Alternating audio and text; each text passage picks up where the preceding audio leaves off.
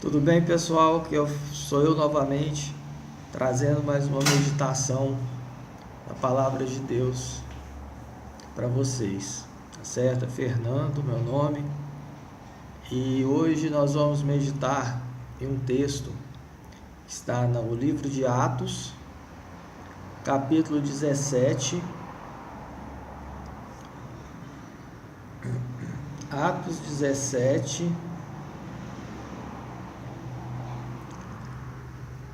22 e 23. Lá está escrito o seguinte: E estando Paulo no meio do Areópago, disse: Homens atenienses, em tudo vos vejo um tanto supersticiosos, porque, passando eu e vendo os vossos santuários, achei também um altar em que se estava escrito: Ao Deus desconhecido. Esse, pois, que vós honrais, não o conhecendo, é o que eu vos anuncio.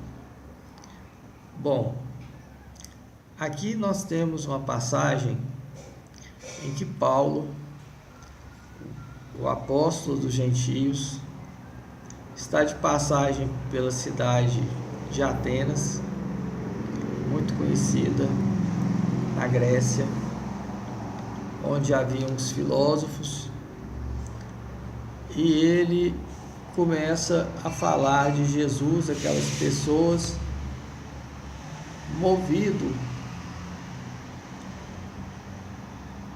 por um sentimento de quase desespero ao ver a cidade completamente entregue à idolatria, conforme o versículo 16.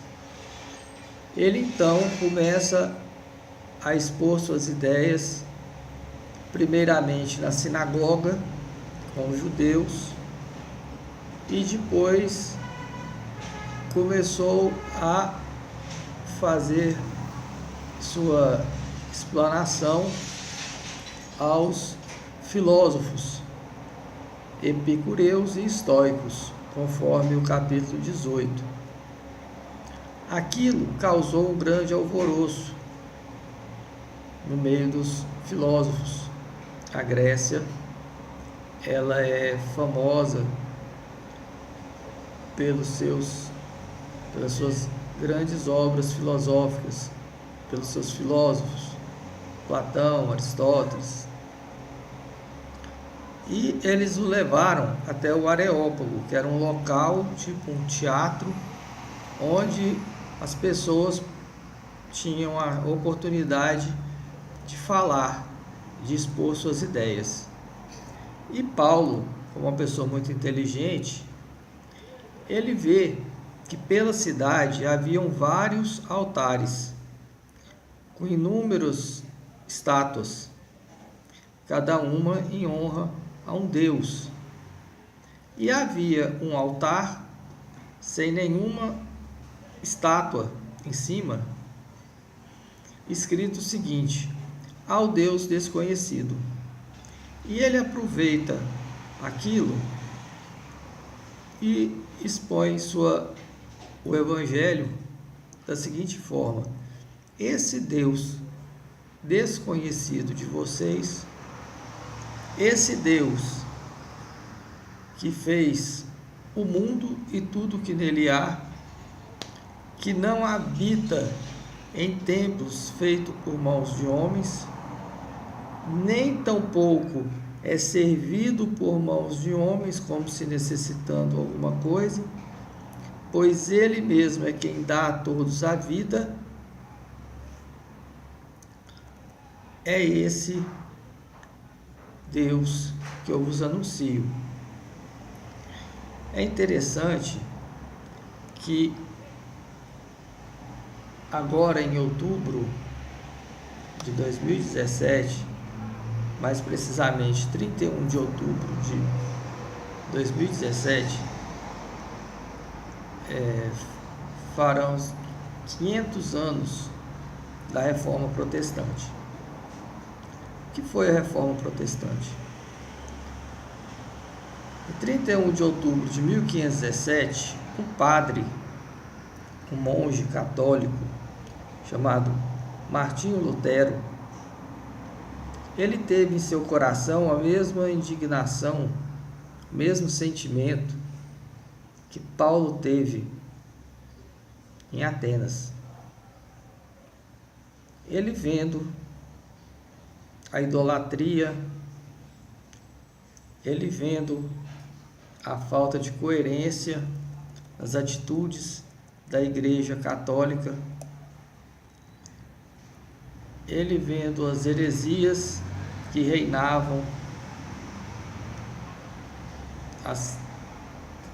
ele faz as chamadas 95 teses, que eram 95 pontos nos quais Martinho Lutero criticava os ensinamentos e as atitudes da Igreja Católica da época. Certo? A primeira coisa que eu gostaria de ver com vocês é porque sempre que falam em igreja, a igreja fez isso, a igreja fez aquilo, a igreja errou, a igreja perseguiu, a igreja isso, a igreja aquilo, fica uma coisa muito genérica. Eu gostaria, primeiro, de ver com vocês que igreja que era essa. Era essa igreja a mesma igreja de Atos dos Apóstolos? Era essa igreja a mesma igreja chamada de igreja primitiva, a igreja do primeiro século? Ou será que houve mudanças, ou será que há um engano, há um erro aí? Essa igreja, dita igreja, não é realmente a igreja de Cristo, a verdadeira igreja de Cristo. Então, olha só, nós temos conhecimento do ministério, da vida, da pregação de Cristo através dos evangelhos. Nos evangelhos nós vemos que Jesus, ele era judeu, que durante todo o tempo em que ele esteve no seu ministério ali na Judéia, ele pregava e ensinava em templos, no templo e nas sinagogas. Então, primeiramente, Jesus trouxe o seu evangelho, suas boas novas aos judeus, certo? Posteriormente, como o judeu negou o Cristo, a salvação se estendeu aos gentios, correto? Como era esse modelo de igreja pregado por Cristo e o fundamento dos apóstolos? Da mesma forma que Jesus pregava e ensinava no templo e nas sinagogas, nós podemos ver isso lá em João 18:20.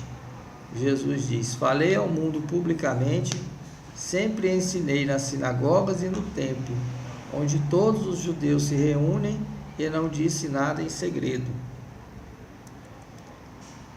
João 1:11-12. Ele veio para o que era seu, e os seus não o receberam. Mas a todos quantos o receberam, deu-lhes o poder de serem feitos filhos de Deus, a saber, aos que creem no seu nome. Jesus, ele veio para os seus, ele veio para os judeus. Mas os judeus não o receberam como Messias, como Cristo. Então a salvação se estendeu aos gentios. Em Atos, com a descida do Espírito Santo e a perseguição que veio sobre a igreja, os discípulos, eles se espalharam pelo mundo daquele tempo. e o evangelho se espalhou, cumprindo parcialmente o que foi dito por Jesus, que seriam minhas testemunhas até os confins da terra, e de pregar o evangelho até aos confins da terra. É interessante notarmos que Deus preparou o ambiente histórico, cultural, político, social, tanto para a vinda de Jesus quanto para a reforma. Quando Jesus veio ao mundo, havia somente uma força política, que era o Império Romano, que era um enorme império. E, por exemplo, Paulo, ele era cidadão romano, ele tinha livre acesso, ele ia e vinha onde ele quisesse. Por quê? Porque ele era cidadão romano. Havia uma só língua falada, que era o grego. Havia várias estradas que interligavam as cidades, ficava mais fácil das informações fluírem. Havia um sentimento mais tranquilo em relação às religiões, devido ao fato do Império Romano estar tomando conta daquela região. Se João Batista, ou até mesmo Jesus, os apóstolos, estivessem na terra, em outra época, se não fosse aquela que o Império Romano estava liderando, os próprios judeus teriam massacrado todos, teriam apedrejado. Mas havia uma tolerância religiosa por parte dos judeus, por parte do sumo sacerdote, que era quem tomava conta dessa área espiritual do povo judeu, devido à influência do Império Romano. O Império Romano, ele tomava conta de uma região, deixava aquele povo que já estava ali naquela terra ter seus costumes, só que eles preveniam algum tipo de crise social, instabilidade ali político-social. Então eles não queriam que tivesse nenhuma crise. Então eles faziam com que acontecesse essa tolerância por parte do sumo sacerdote. Tanto é que apareceu João Batista pregando, João Batista batizando, e ninguém fez nada. Jesus veio pregando, os apóstolos pregando, e é lógico que crucificaram Jesus, mas porque já era plano de Deus. Mas havia também uma tolerância religiosa que foi fruto dessa preparação por parte de Deus. Deus preparou todo o ambiente para a vinda de Jesus e para a propagação do Evangelho. Da mesma forma, para a reforma, houve também toda uma preparação do ambiente para que a reforma acontecesse. Por que aconteceu a reforma? Qual o ambiente histórico, social, cultural, político da época?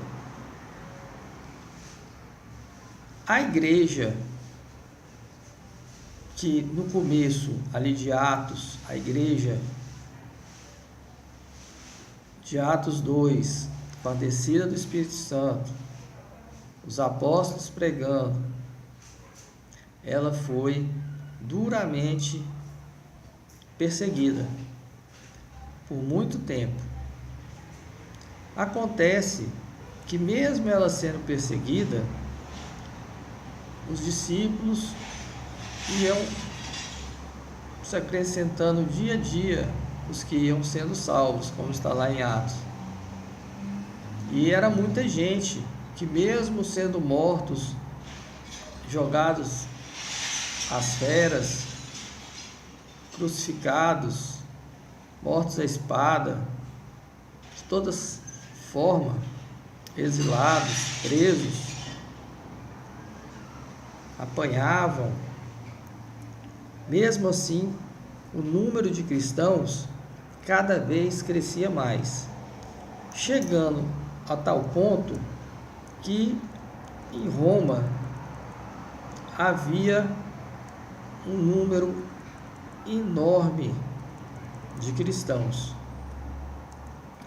Até que apareceu um imperador chamado Constantino, que, vendo aquela situação, que havia um número considerável de cristãos, e para que não houvesse essa crise, para que não houvesse uma instabilidade social, política ali em Roma, o que aconteceu?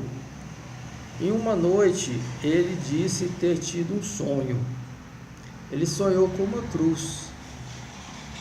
No outro dia, ele ia ter uma batalha.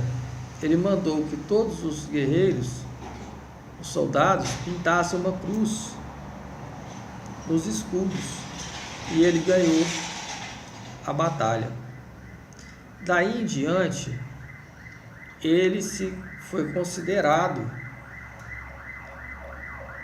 o primeiro imperador romano a professar o cristianismo, certo? Daí para frente, ele unificou o mundo romano, convocou o Concílio de Nicéia para unificar a igreja cristã, e daí surgiu a igreja católica, quer dizer o quê? Universal, romana. O que Constantino fez? Ele fez uma junção, ele aproveitou que havia um grande número de fiéis em Roma, ou seja, no mundo da época, porque o Império Romano era praticamente o mundo da época, mundo civilizado. E ele unificou o Estado e a Igreja, e fez a igreja chamada Igreja Católica Apostólica Romana. Era a igreja universal, era a igreja que existia, só existia aquela igreja. E a igreja estava com o rei. O rei e a igreja estavam juntos. Se a pessoa quisesse ser salva, se a pessoa quisesse ter acesso a Deus, ela teria de estar com a igreja. E estando com a igreja, ela tinha que estar também com o rei. Então o rei estava tranquilo. Esse foi o primeiro erro. Lembra lá de Atos 17? Lembra que Paulo chega em Atenas e fica indignado com o estado de idolatria da cidade.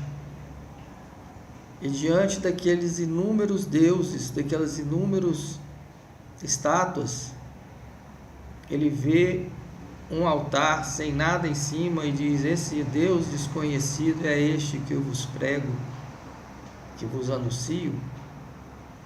O que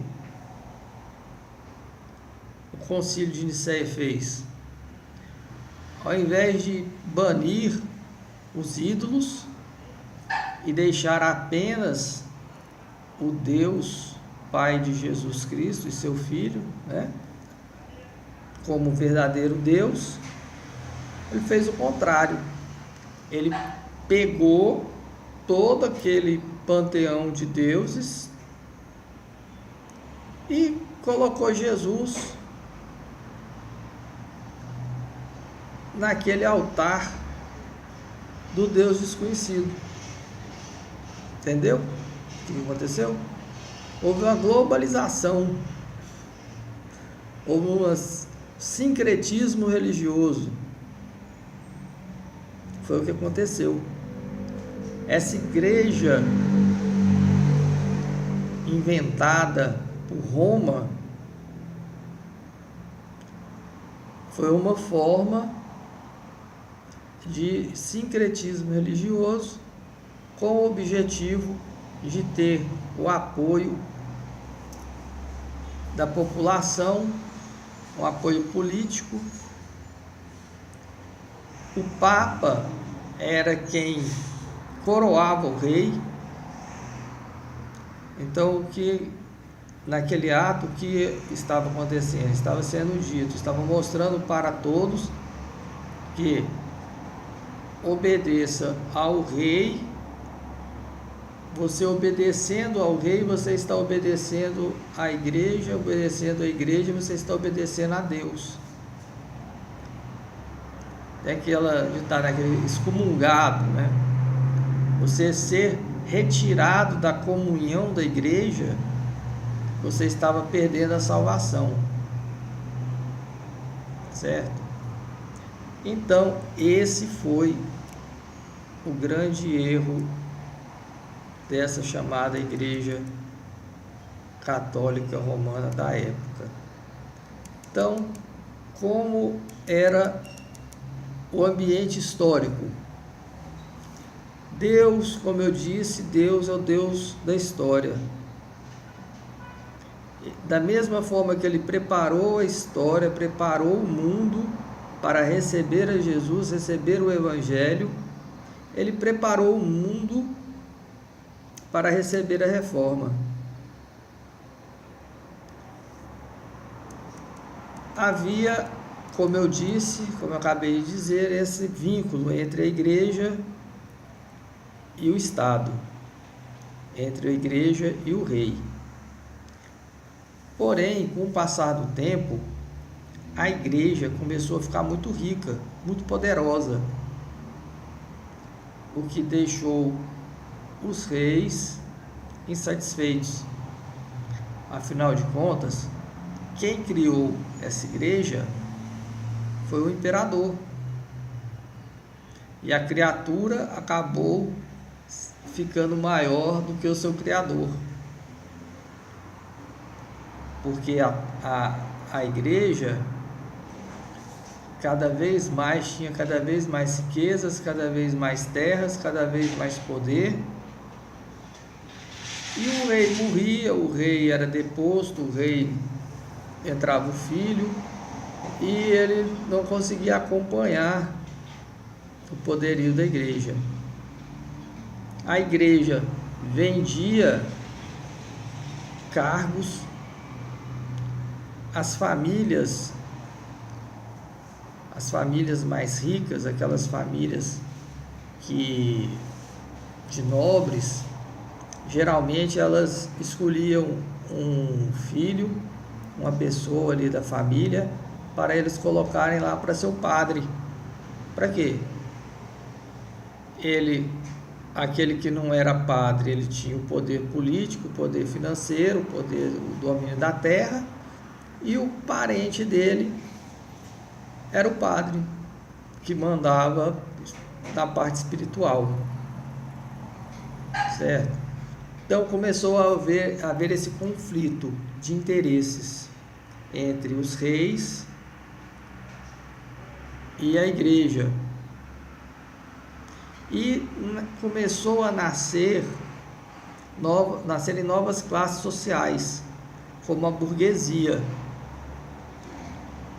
Começou a nascer outros tipos de fonte de renda. No começo, havia apenas os feudos. O que eram os feudos? Os feudos eram pequenas regiões de terra em que haviam apenas camponeses e artesãos que eram dominados por um senhor feudal. Esse senhor feudal estava ligado à igreja. E esse senhor feudal tinha que pagar tributo, tinha que dar dinheiro à igreja, terra, etc., para ter o apoio da igreja. Com o passar do tempo, apareceu a burguesia. Com o passar do tempo, começaram a aparecer as cidades urbanas. Com o passar do tempo, começou a aparecer o comércio. Com o passar do tempo, começou uma era chamada de iluminismo. A Revolução Industrial, já mais para frente. O dinheiro, o lucro. Acontece que a igreja, ela era contra o lucro. Não podia ter o lucro, não, então ia contra o pensamento capitalista da burguesia. O burguês lidava com o lucro, que via de encontro com a ideia da igreja. A igreja detinha a riqueza e o camponês, que era o povo, que era da igreja, né? Era o corpo, era pobre, estava na miséria. A igreja era muito rica, o camponês era muito pobre. Havia também a insatisfação dos camponeses. Então, havia venda de cargos eclesiásticos, havia o comércio do perdão, havia corrupção dentro da igreja, havia insatisfação da burguesia, insatisfação dos reis e o aparecimento do renascimento, do iluminismo, surgimento da imprensa, as novas descobertas. Tudo isso fez com que essa insatisfação geral, tudo isso fez com que aparecesse um homem chamado Martinho Lutero. Martinho Lutero, suas 95 teses. Indignado, com o mesmo sentimento de Paulo diante da idolatria de Atenas. Na época, a igreja e o Estado formavam uma só realidade social. A igreja e o Estado eram uma só coisa. A igreja assumiu uma missão política. O Papa e o Imperador trabalhavam juntos.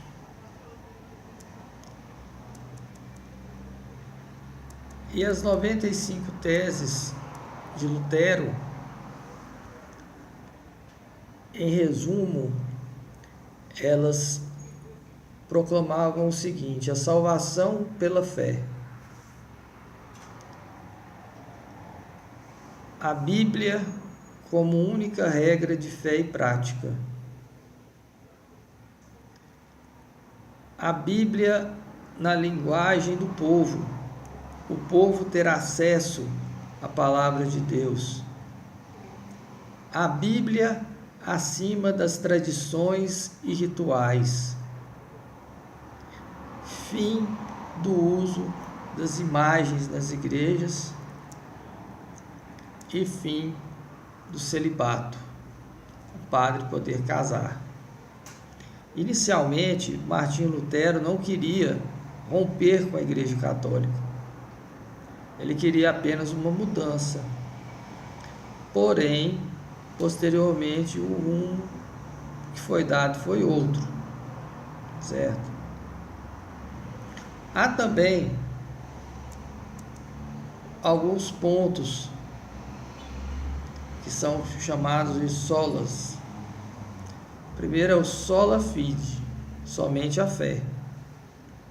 Efésios 2:8.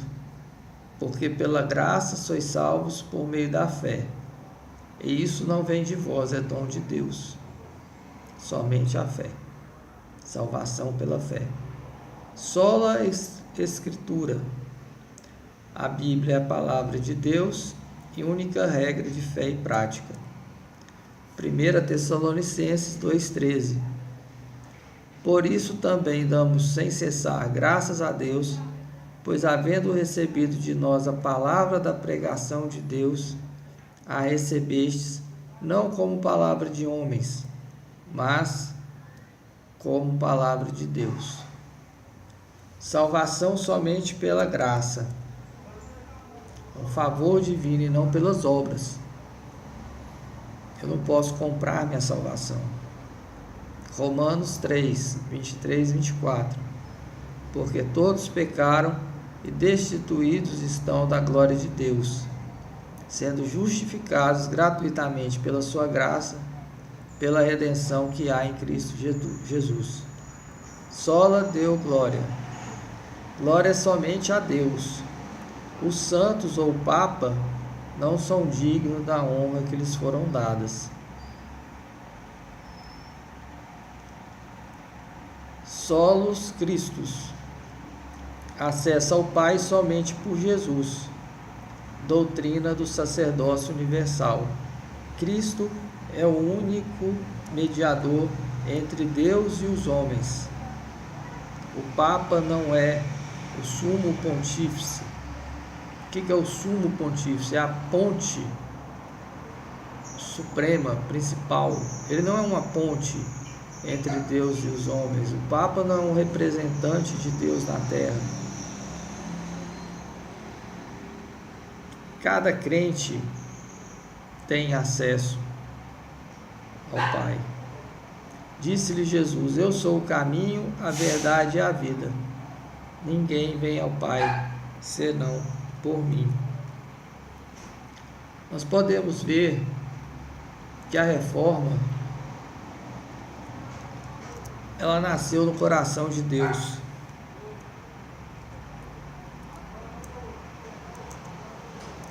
Ela nasceu no coração de Deus e ela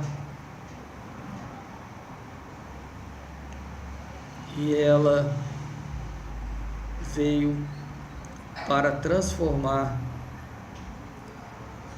toda a história. É interessante notarmos que atualmente ainda existe uma vontade de que haja uma só religião, de que haja um só povo no mundo, de que haja uma só língua, de que haja um só poder político. É a chamada globalização. Temos de tomar cuidado com isso. Mas Deus, ele está no controle. Lá em Êxodo 20, diz assim: então falou Deus todas essas palavras, dizendo: eu sou o Senhor teu Deus, que te tirei da terra do Egito, da casa da servidão. Não terás outros deuses diante de mim. Não terás outros deuses diante de mim. A igreja, ela, com o passar do tempo, perdeu sua identidade. O inimigo criou uma instituição que não era a instituição criada por Deus, pregada por Cristo e pelos apóstolos, dizendo ser igreja. Cabe aos cristãos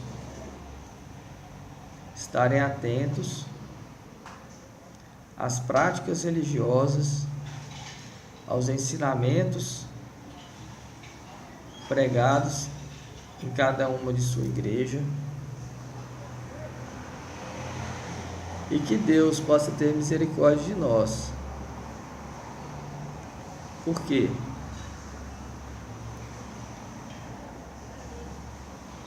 Cada vez mais estamos mais próximos da vinda de Jesus.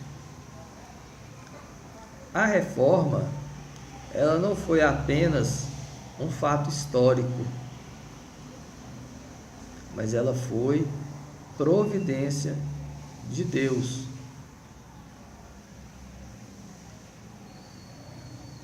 Essa globalização, você pode até estar pensando, nossa, mas o Fernando falando, globalização é uma coisa muito boa, é bom para os negócios, é bom para a exportação, é bom para o comércio, é bom que eu vou poder viajar, vou poder ir lá para os Estados Unidos sem precisar de visto, né? Vou poder ir para a Europa, vou poder passear, vou poder fazer de tudo, é muito bom, vai unir os povos, a paz mundial, maravilha. Pessoal, nós temos de ver qual a vontade de Deus. Nós temos de ler a Bíblia e ver dentro das Escrituras que lá nas Escrituras estão os fatos que irão acontecer antes da vinda do Filho do Homem. Os próximos vídeos que eu farei um vídeo falando sobre a globalização e a vinda do Filho do Homem,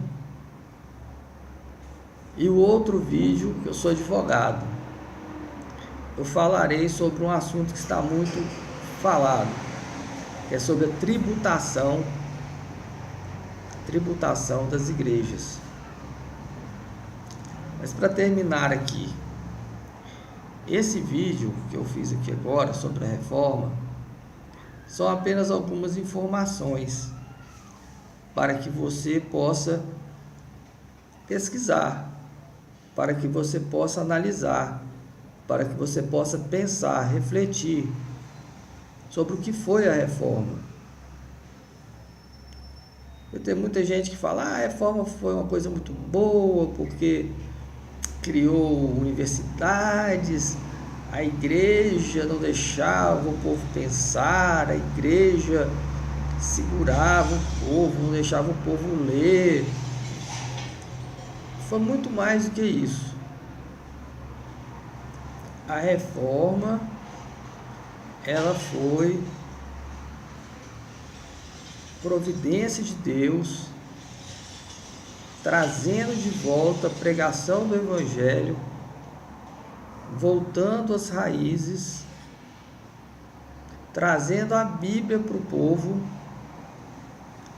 libertando o povo para poder ouvir a palavra. E temos de ficar espertos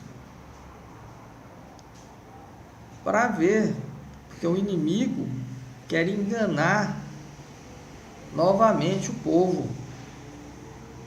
Da mesma forma que o inimigo olhou e viu, nossa, mas tem muito crente, tem muita gente seguindo a Jesus. Vamos fazer o seguinte, eu vou falar que eu sou deles também.